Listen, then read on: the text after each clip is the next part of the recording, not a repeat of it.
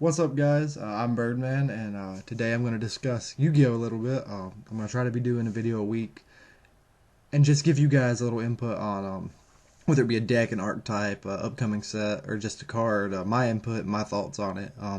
Today I'm actually going to be talking about Lightsworns. Lightsworns are an archetype that we got about 6 years ago in May. And they took off relatively fast when they came out. They have Judgment Dragon, which is obviously one of the major reasons they took off because he's definitely a contender. But Lightsworns, they had the power, but getting him out was a different thing. They only milled during the end phase, except for a select few. They played aggressive when they could, but they were kind of slow getting stuff to the graveyard. You had to really overlay. Having 3 charge of the Light Brigades obviously helped. Then Judgment Dragon got limited for a while. Now we have Charge limited. And Lightsworns, they were popular. They weren't really taking a lot home victory-wise, but they were still popular. But Yu-Gi-Oh! Is a game where one card can make a deck or break a deck, and in some regards, one card can make the game or break the game. And Lightsworns are getting 4 new support cards, and to me, they really got their make or break card. Raiden, the Lightsworn Assailant, to me, is their make or break card. He's a level 4 light tuner, 1700 attack. And his effect, he lets you mill during your main phase. So you can put him out, activate his effect, mill 2 cards. If one's a Lightsworn, he gains 200. You mill Felice, you mill Wolf. Then you're getting another summon. And then he's a level 4 tuner, which really goes in with one of the best support they're getting. They're a level 7 synchro monster, which I'll go into in a little bit. But during the end phase, he still mills 2, so you can get 4 cards from your deck to the graveyard per turn with Raiden, which is ridiculous for Lightsworns. That's the consistency they needed to be able to pull Raiden out, drop 4 cards, you go into Wolf, go into Felice, you go into Minerva, get an extra mill. It really helps even the deck out, really helps give them that fast speed they needed. Another card they're getting, in fact, all the 3 of the 4 support they're getting are tuners. Minerva's a level 3 tuner. I don't really use her first effect to move a dragon when she's summoned. I just don't view it being the mainstay for her. My thing with her is mill her, pitch her from the hand with like Reincarnation or Lumina, get an extra mill. That extra mill will save you if you can put out some fodder for Lumina, if you can get Raiden. Best thing to have Raiden in the graveyard, Lumina in your hand, drop, pitch Minerva, put Raiden on the field, activate his effect, go into Michael. If you mill Wolf, mill Felice, you just get more monsters on board. It's crazy. But she helps. She helps you have Lila on the field, you have Wolf on the field, summon her, go right into Michael. Really helps out. Go into Black Rose if you need to nuke the whole field. Other than that, Felice, I know we're getting Felice sometime around Primal Origins. I don't remember right offhand if she'll be a promo. She's kind of the counterpart to Wolf. A lot of people playing Lightsworns are running her over Wolf. Honestly, I like running them both in the deck. I don't run 3 of either, but I do like running both of them in the deck. I feel like it gives a little better, because she has to be sent via monster effect, so you can't Foolish Burial her. But if she's sent via monster effect, you can special summon her, get a level 4 tuner on the field. Obviously, these are all light, so Honest is still going to be able to help you out if they get attempted to be ran over. Necrogarden is still a thing to help you if you get ran over and don't have Honest in your hand. Just banish him if you mill him or can pitch him. But Felice, you can tribute her and target 1 monster your opponent controls, destroy that target, then mill 3, which also helps out beautifully with the consistency of getting Judgment Dragon on the field, getting multiple Judgment Dragons on the field, and just running your opponent over. That is the whole purpose of Lightsworns, is getting their so-called God card on the field and just running people over.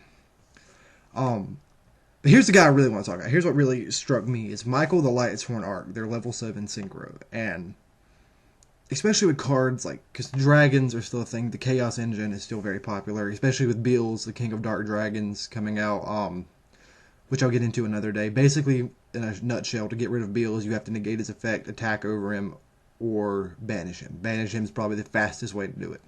Deprison, stuff like that. Macro, just stuff to get him off the field. No, Macro won't even do it. But, once per turn, you can pay 1,000 life points, target 1 card on the field, banish it. Simple. You get Judgment Dragon, pay 1,000. You still have the same cost of Judgment Dragon. It doesn't nuke the field, but it lets you pick off a problem card. something like bills that can't be destroyed by Judgment Dragon. You have this card and Judgment Dragon on the field. Use Michael's effect, get rid of bills, use Judgment Dragon, nuke everything, and then you'll bust Michael. But when Michael gets bust and sent to the graveyard, you can target any number of Lightsworn monsters in your graveyard except for him and shuffle them in the deck and gain 300 life points for each card you do that with.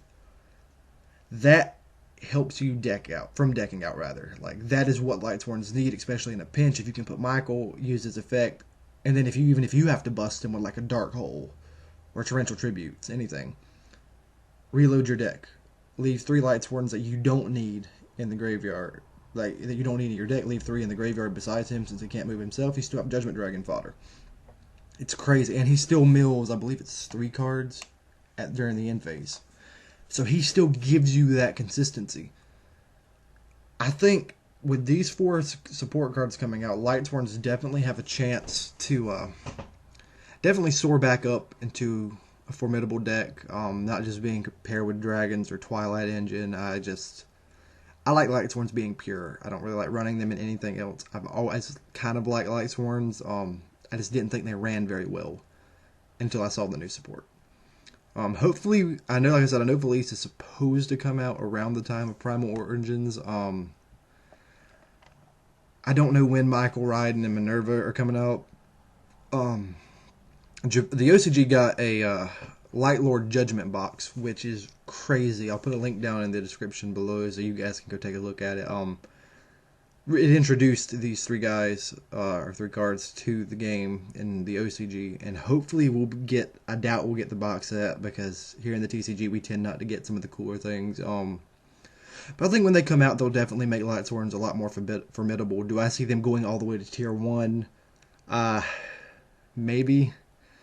I mean, right now we're looking at things like Boojins are really popular. Dragons are never stop being popular.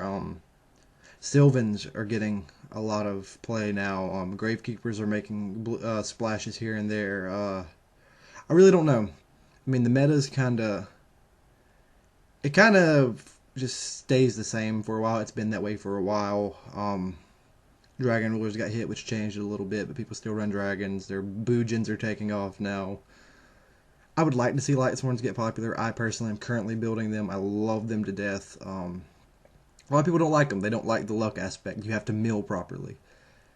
Anybody that says that, honestly, you just have to build your Lightsworns to be consistent enough that even if you don't get the best mill, that you can play defensively. Necrogarden, Honest, stuff that'll let you just buy yourself a turn. Pair that Royal Decree, you block traps out. As long as you can do that, I mean, there's so much you can do. Go into Raiden, mill Wolf, then get out. You have 8 stars on the field. You can go into Stardust. You can go into Arc Knight. You can go into Exciton Knight, especially if you need to really blow the field up and you don't have Judgment Dragon available to you. Or Crimson Blader. A lot of times, if you can get first turn Crimson Blader out, you can block these decks and shut them down. Stuff like Sylvan that need to get higher stars on the field. If you can keep them from getting them on the field, then you've got it set. But that was my phone. It was ringing, so I apologize. There's a lot of stuff you can really do with that. The way Yu-Gi-Oh! Is now, it's such a fast game. Slower decks are getting left behind. It's not that they're not good. It's not that they're not fun to play. To me, Amazonesis is one of those decks. I love to play it, but I can't get it fast enough to keep up with today's metagame. If you can't open up fast, if you can't open up hard, if you can't blow your opponent out of the water, there's no point in playing. You've got stuff like Boojins that you know you can attack. You know they're going to drop a Crane. You know they're going to drop an Honest. You've got stuff like Sylvans that'll reuse Lone Fire and put their big monsters on the field. Herratic Rulers. You know the dragons are going to be coming out of every crevice. Hopefully Lightsworns are being able to pick it up. I mean, between Lumina, Raiden, Wolf, Felice, Judgment Dragon, Michael. I mean, hopefully we can keep it. If you need to stall, go into Arc Knight, steal something of theirs, or even just wait. There's definitely a lot you can do with them. Do I see them going tier 1? I don't know. I could definitely see them being a mid-tier deck, a fun deck. I don't know if they'll ever really reach that competitive YCS type kind of thing, topping at YCS. I don't know. I'd like to see it. I love Lightsworns. But, I just don't know. The meta's so wishy-washy these days. Something that can be really popular on Tuesday could be not popular and anti-meta by Friday. I mean, that's just how the game is today. It's constantly evolving, and we'll see what we get in Primal Origins. Hopefully we'll get decks with more supports. We know Glad Beasts are getting supported. We know Madolches are getting new support. We know Dark Worlds are getting new support. Lightsworns, obviously. I mean, Galaxy Photon. So, I mean, you just never know. Like, decks like Gravekeepers that have been out for almost a decade, and then Valiant comes out and just supports them and makes them viable again. That's just how the game is. You can never really count a deck out. Amazonuses may get something. They may speed themselves up. You never know. Personally, I'm glad to see older decks getting support. It's definitely good to see a deck that's been around for a decade come back and really be able to fight. But, yeah, that does it for my time with Lightsworns. If you guys have any comments or concerns down at the bottom, just drop me a comment, and I'll be sure to keep an eye out and reply to it. If you guys have anything you want me to talk about, just let me know. I'd love to hear what you guys want me to talk about, and I'd definitely really be behind that, interact with you guys. Drop a like and a subscription if you like what I'm doing, because I'll definitely be doing it more in the future. Hopefully, I'll be able to give you guys deck profiles and be dueling on DevPro and maybe the Dueling Network and let you guys kind of hop on and duel with me.